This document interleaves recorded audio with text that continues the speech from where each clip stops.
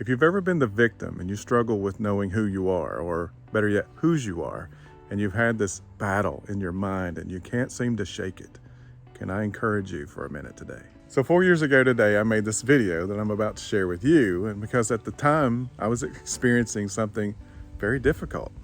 And I thought I could either battle this alone or I could be transparent about it. And if I'm transparent about it, I won't waste my story. I won't waste my battle. It might help somebody else. And here we are 4 years later, and I can tell you that my life is even better and God has done even greater things. But I feel like that the story might help one person. And if it does, then it's worth sharing. So I'm 46 years old. I'm getting ready to take a DNA test for the first time in my life because the man whose name is on my birth certificate as my father is now saying he's not my father and that I should go ahead and change my name. Whew. Now, ever since I was 2 years old, my mom and dad have been divorced. And so I've grown up in divorce. I understand the ins and outs, I understand the custody battles, I understand the child support issues and the he said, she said, and all that stuff. It's not a good environment to grow up in. But nonetheless, I'm sharing this with you guys. I just want to be transparent about it, not because I want you to hate him, because I don't even hate him, and not because I want you to feel sorry for me, because man, there's nothing really in my life for you to feel sorry for about. I'm 46, been married 23 years to an amazing woman. That's half my life. 6 kids together that are awesome. 1 grandchild on the way. We pastor a church and we run a business. I'm blessed, and I've not needed the blessing of my father to do all that because I've got the blessing of a greater father than him.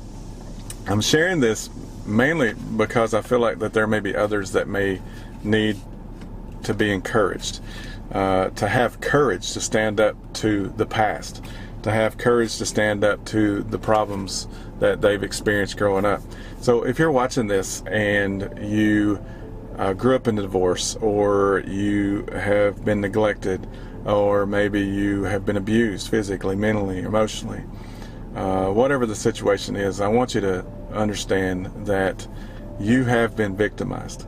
And I can say this with 100% confidence because I've been through it. I was a victim. But there was a point in my life when I said, no longer does someone who cares nothing about me get permission to control who I am now. And so when I began thinking along those lines, I went from a victim to victorious. And I wish that it happened in a minute or a day, but it took a while for me to retrain my mind to go from victim to victorious. And I'm so thankful that I have, because I don't want to be the victim anymore.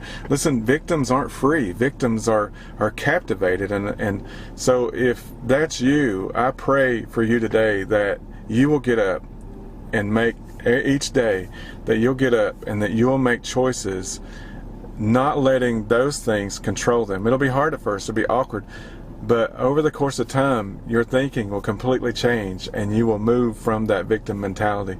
Have you been victimized? Absolutely. I'm sure that you have. Was I? Absolutely. I know that I was.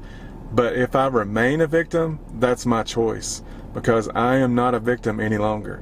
I have been set free from that, and I am so thankful that I have. And I just pray that through my testimony, that you will also find that same freedom, and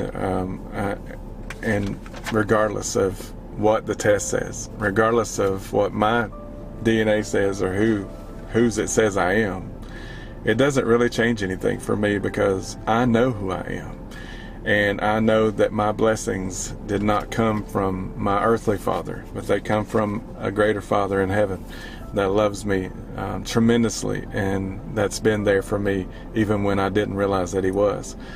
And so take courage today that you can be victorious.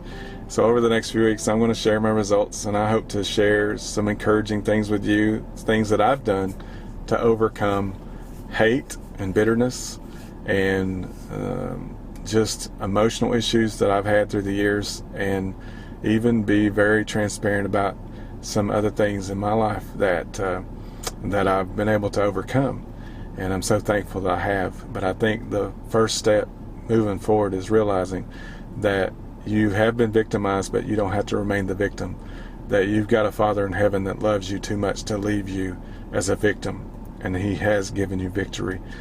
And that we need to walk in that each day. So over the next few days, I'm going to share some brief videos with some things that God has done in my life that, if applied to your life, might help you to go from that toxic state to that healthy state, to go from that victim mindset that may be implanted, ingrained in you, to a victorious one, and that God would lead you to that life abundant that Jesus talks about. And so, because if God can do that in me and God can do that in my life, then I believe fully that God can do that in anybody's life.